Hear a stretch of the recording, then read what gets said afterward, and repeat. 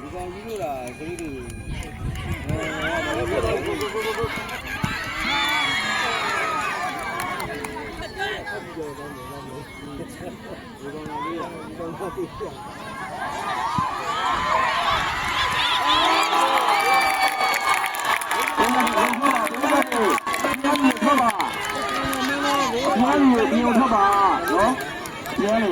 အားပေးတော့ကျေးဇူးတင်ပါတယ်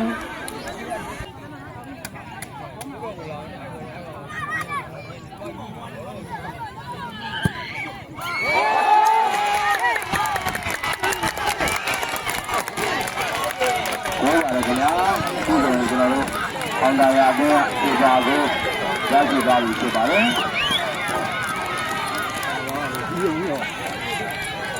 အောင်တာရတဲ့တကူကျွန်တော်တို့ဘုရားမောင်တို့